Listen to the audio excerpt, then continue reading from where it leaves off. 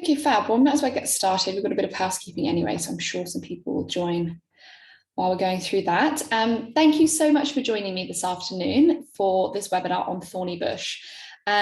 So we started working with Thornybush in February this year, and it's been just fantastic working with them. We got to head out and see the lodges in February, which was brilliant. And then we've also since then had JB, their sales manager, come over to the UK and do a bit of a UK sales trip. So it's been really brilliant working with them, and we've really managed to kind of understand and get to know the properties so well and how they run. So just to do a little bit of housekeeping, this is recorded, and we also have another webinar at 5 o'clock. So we always do them two on a Wednesday now, to kind of capture those guys who are in the US as well. And the recording will be sent out after the webinar with everything you should need to start selling Thornybush. So all of their sort of agent kit and photos as well. We will have a Q&A at the end, so if you could pop any questions you have throughout the presentation in the Q&A. If you try and avoid the chat, sometimes they don't get caught there. So in the Q&A box, and then we can answer those at the end. So let's get started. So you've got Thornybush and you've got Thornybush, so slightly confusing sometimes. So you've got Thornybush Lodges, who are who we represent, and then we've got the Thornybush Reserve, which is where two of their lodges are located. So the Thornybush as a company used to have a lot more lodges, and lots of them on the Thornybush Reserve, and they have since sort of condensed down to just their kind of 4.5 to 5-star properties. So that is 3 of them. So they've got 2 in the Thornybush Reserve and 1 in the Northern Sabi Sand.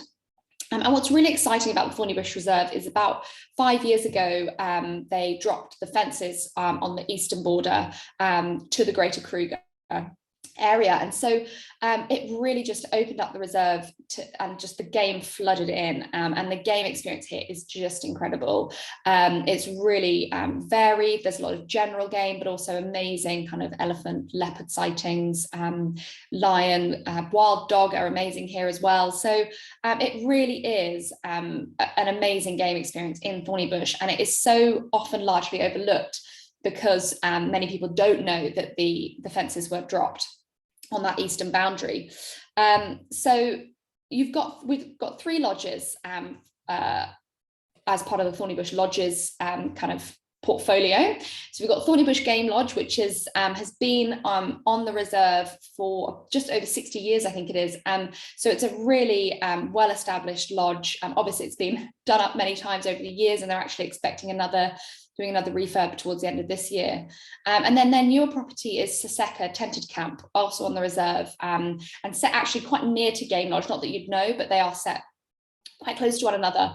And Saseka Tented Camp opened in 2019. As with so many properties that opened that year, they kind of didn't manage to get the ball rolling quite until we hit COVID. So it's been a really lovely job for us to get out there and kind of introduce Ceseka, or reintroduce Ceseka to everyone.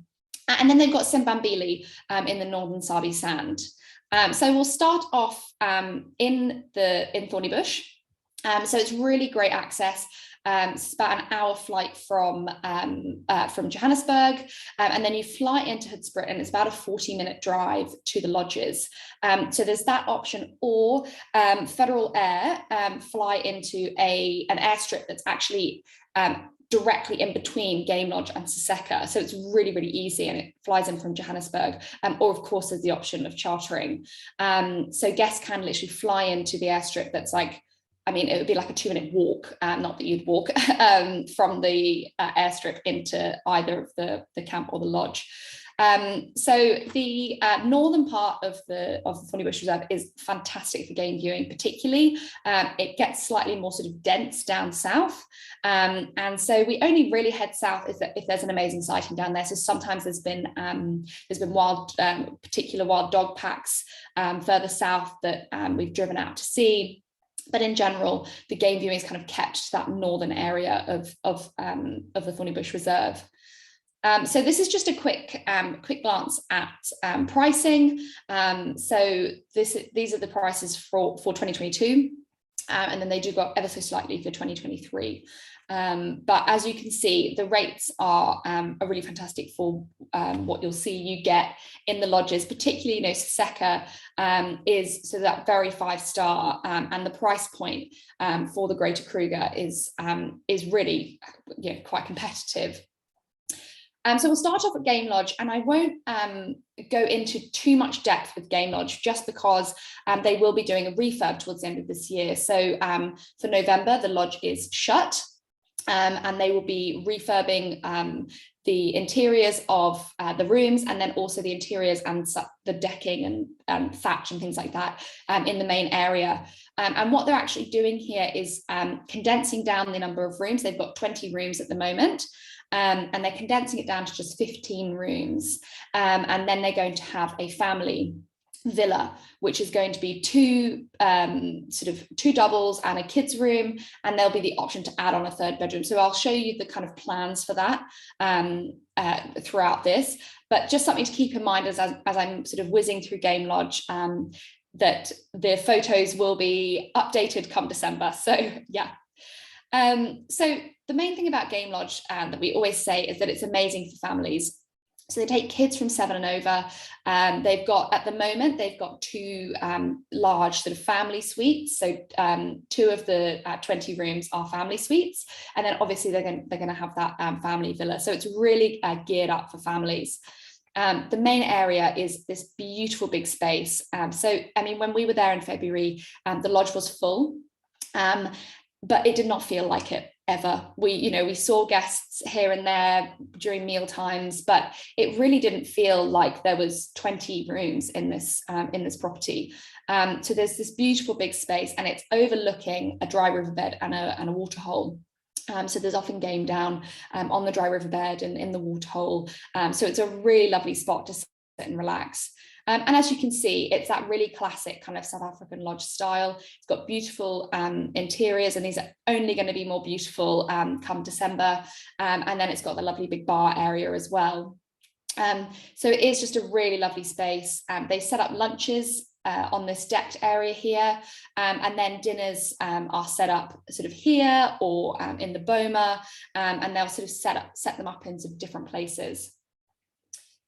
So there is a main pool, and at the moment the 2 family suites have got private plunge pools, and the new family villa will have its own private pool. So there's a sort of shared pool, and then for the families there's a private pool. And the food here is just incredible. So all of the Thornybush's lodges have amazing food. So it's kind of that like Ottolenghi style, lots of veggies, really lovely light food as well. And what was so lovely about sort of lunchtimes is you can kind of help yourself. It's big platters, and you can kind of control. Sometimes on safari you feel like you're sort of being sort of a fattened calf. So it is very nice to be able to kind of have this really lovely, fresh, delicious salad kind of based food. Of course, they have lovely sundowner stops as well, and they will set up for guests during their stay. They'll usually have one sort of extra special kind of gin setup or something one evening. And then they also, I mean, we didn't have this set up while we were there because we had a boma set up, and then the other night we stayed at, we went to Ceseka, but this is just a really beautiful setup for dinner, overlooking the dry riverbed, and they can set up sort of private little areas as well. So the rooms here are lovely, big and spacious. So the general structure of the rooms is going to stay more or less the exact same, and just the interiors will be slightly different. They've got a lovely big bathroom, and what's so nice is you've got these huge, great big windows looking out onto the dry riverbed, so you can kind of game watch from your bath, and it does just really feel like you're sort of in nature, even though they're really lovely solid structures. It'd be amazing for first time safari goers, and families would feel really safe here.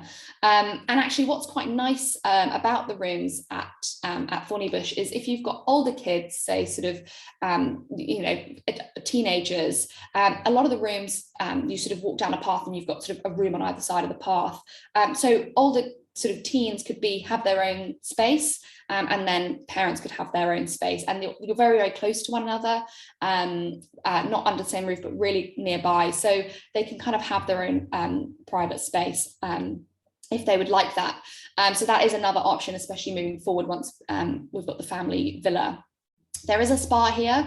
The spa is going to be kind of moving slightly, so it will be sort of set up between Ceseka and Game Lodge, which will be really nice because it will service both the lodges. You wouldn't know when you're in either lodge that the other is there, but they are really nearby, so it can service both of them then. And then, as I said, it's amazing here for kids. So they set up awesome kids activities, get them really hands-on and involved, do like cookie making, or you've got the kids here enjoying their little mini spa treatment. And then the guides are just amazing. They're so good at communicating to youngsters and to adults as well, and just really making sure they kind of understand and getting them really involved and interacting. So it is, yeah, really fantastic and very geared towards families at Game Lodge. So just a few notes on the refurbishment. So these dates are actually not quite right. It will be reopened in early December, and so it will just be kind of a whole kind of overhaul of the thatch in the main areas, the decking, and all the walkways, and then all of the kind of interiors in the main area and in the rooms are going to be kind of updated. And they're sort of changing up the spa and gym, and then they're going to have the new villa. So the new villa is going to be called Kamara House, and it has got, as you can see here, you've got 2 main bedrooms with a living area in the middle, and then there's this slightly smaller room which would be perfect for sort of 2 kids, and then there will be the option to add on this 3rd bedroom. So it can either have sort of 6 adults or 4 adults and 2 or more kids, depending on how many adults there are. So it will have it'll be completely private, come with a private vehicle and guide. It'll also, there'll be babysitting as an option, and there's going to be guests can kind of have this as their own private area, but they're welcome to utilize the main area as well. So it's quite nice, you can have that option as well. So we're really looking forward to seeing this. So this will be ready in May next year. So the main refurbishment will be completed in December, and then this new villa will be completed by May 2023. And obviously keep an eye out, we will be updating with hard dates, hopefully soon. So this is the kind of look and feel, sort of mood board for the interiors of the villa. So yeah, we're really excited about that, and obviously stay tuned, and we'll keep everyone updated with the progression of that. So to recap, the main refurbishment will be completed in December this year, and then May next year for that family villa. So moving on to Ceseka. So Ceseka is Thornybush's newest property, and as I said, it is just round the bend in the Dry River from Game Lodge, but you kind of wouldn't know either were there. So access is the exact same as for Game Lodge, and you can fly directly into that airstrip that's right by the camp. So the interiors at Ceseka are really kind of the main talking point of the lodge. This is beautiful, big, open main area, and that's only 9 tents here. So there's loads of space for only sort of max, really 18 people.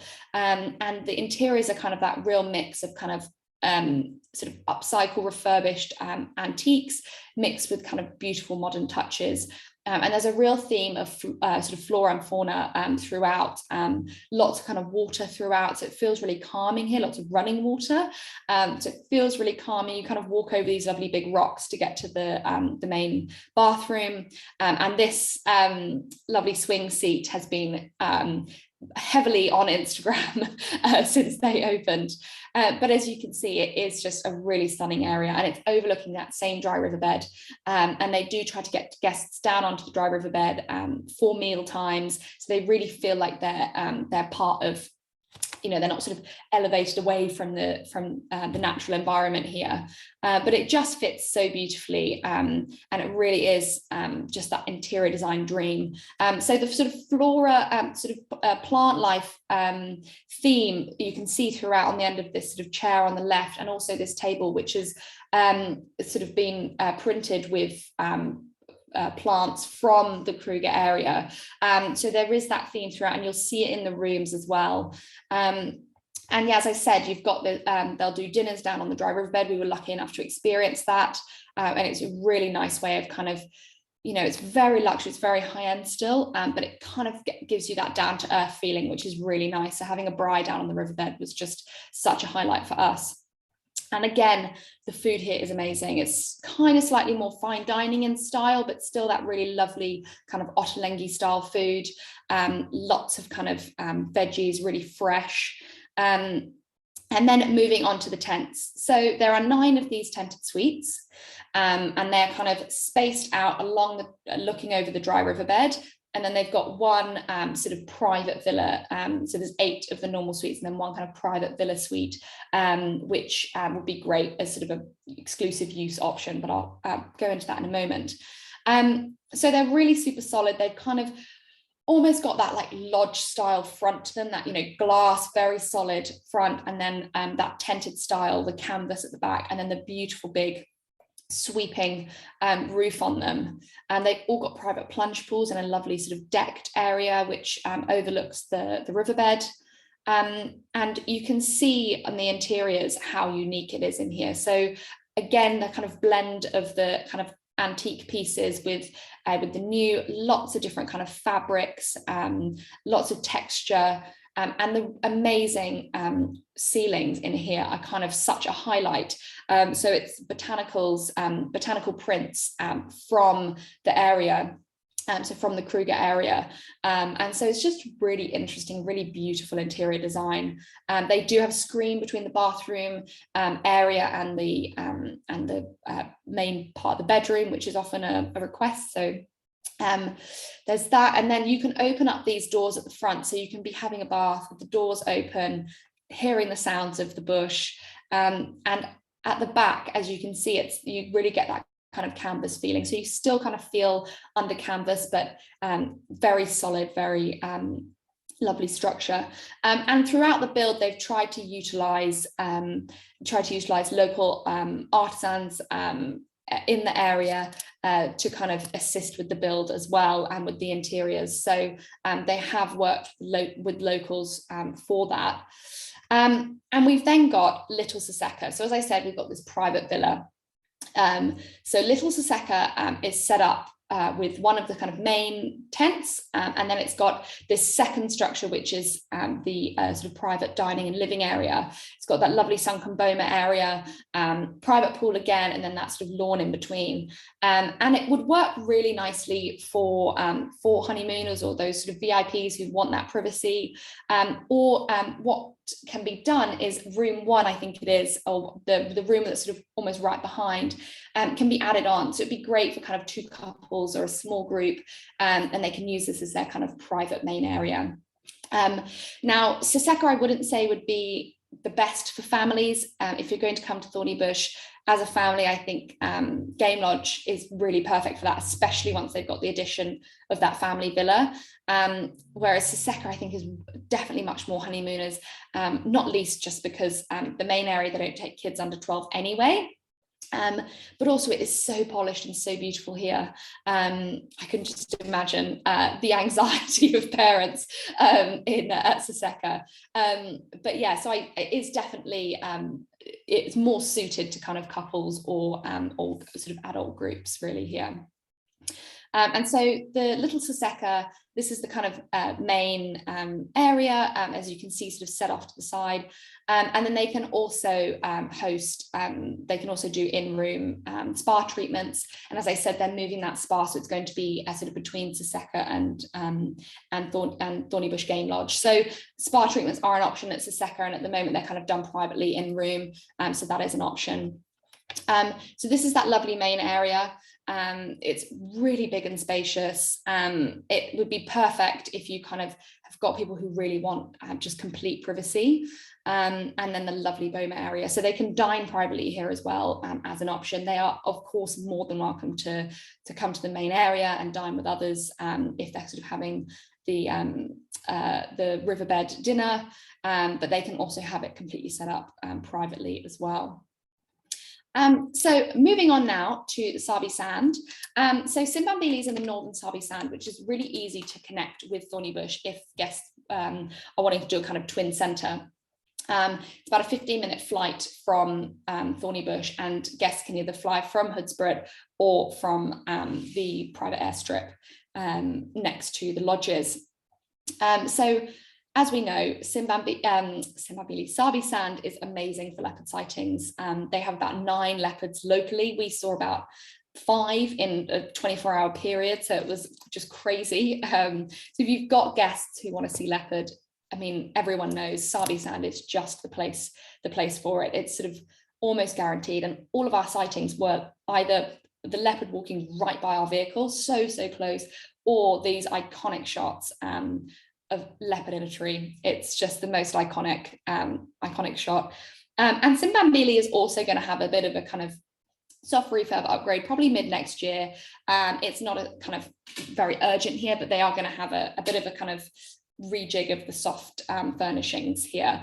But it is a really beautiful lodge. It's overlooking this waterhole, which this is a kind of not a normal-ish scene. There's often game down there, elephants down there.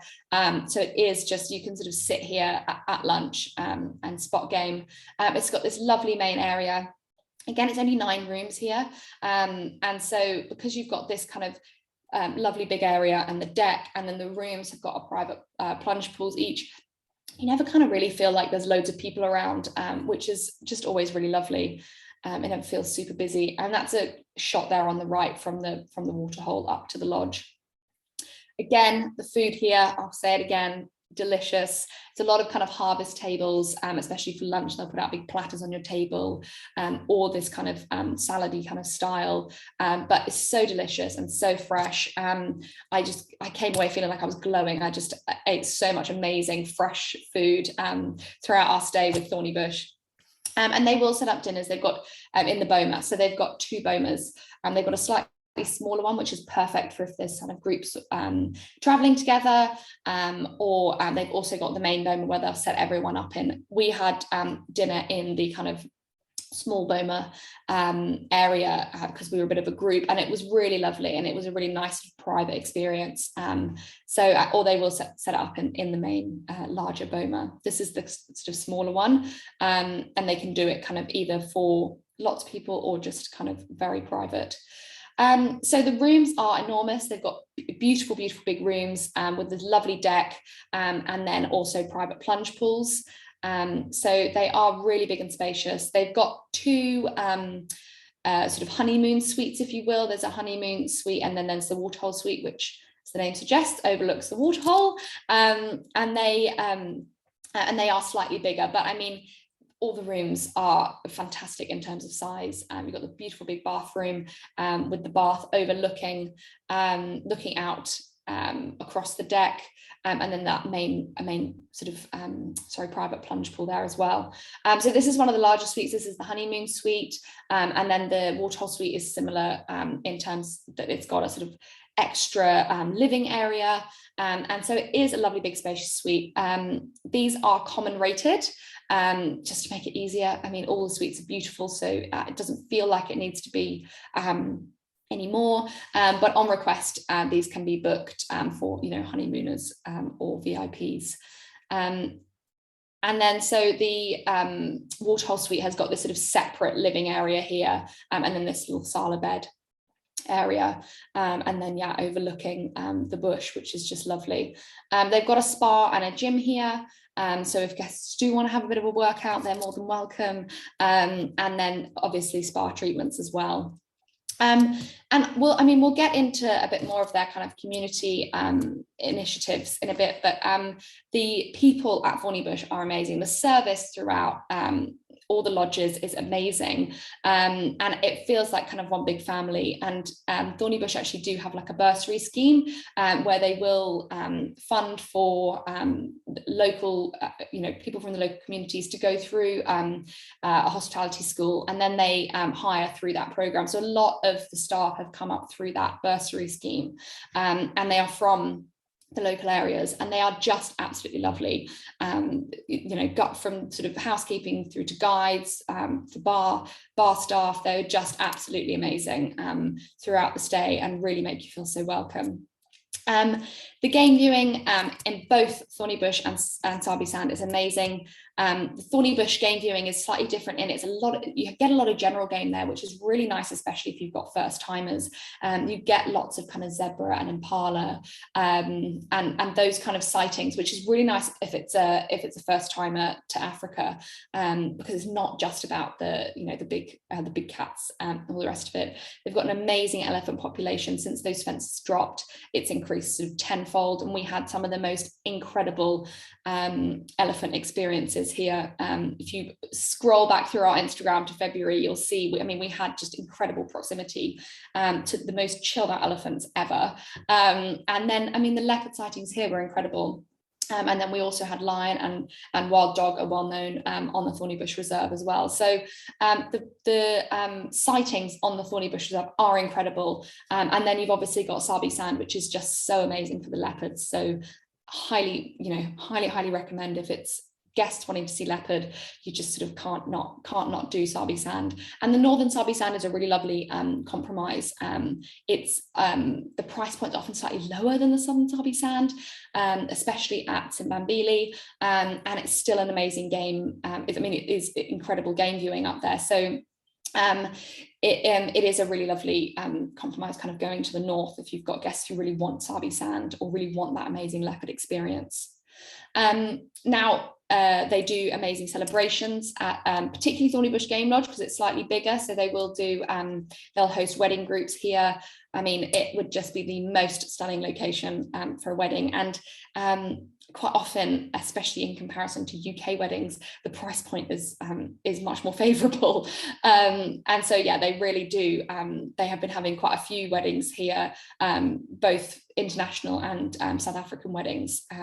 So just the most amazing location, and you could do both Ceseka, take out both Ceseka and Thornybush Game Lodge. I'm pretty sure the top right is one of JB's friends' 40th birthday parties. So again, a different type of celebration, but just a really, really lovely spot. And they actually did set up one of the wedding parties on the airstrip. So they had a great big long table along the airstrip, which just would have been incredible under the stars. So heading on to the community initiatives, because as I said, they are involved in so much.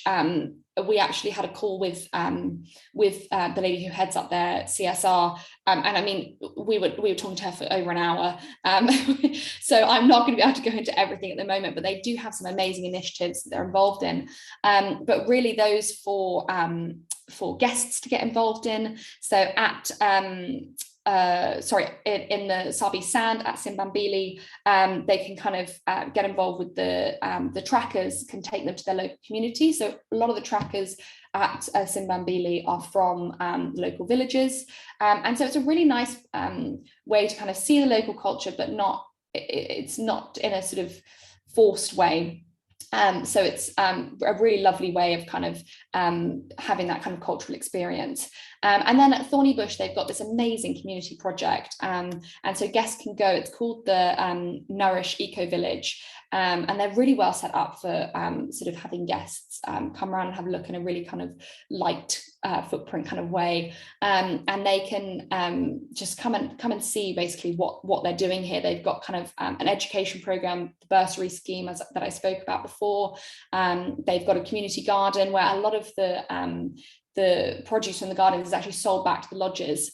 So the way their community initiative works is that it's a completely separate entity to Thornybush, but sort of underwritten by them. So it means they can work with other lodges as well, and makes it far more kind of sustainable into the future. So the herb and vegetable garden has a lot of the produce sold back to a lot of the lodges on Thornybush, And then they also have an enterprise scheme that they they kind of support locals to start their own enterprises, and they'll support them through that and coach them through it. And it means they can kind of get businesses off the ground much more easily with that support, but also be sort of self-sustaining. So it's a much more sustainable way of this sort of NGO working. So it's really interesting. Guests are encouraged really to get involved and to go and see what's happening on the ground. And it adds a nice sort of extra dimension to the guest experience. It's not just all about the game and the safari side of it. So this is the amazing vegetable garden, which just produces so much for all the lodges on Thornybush.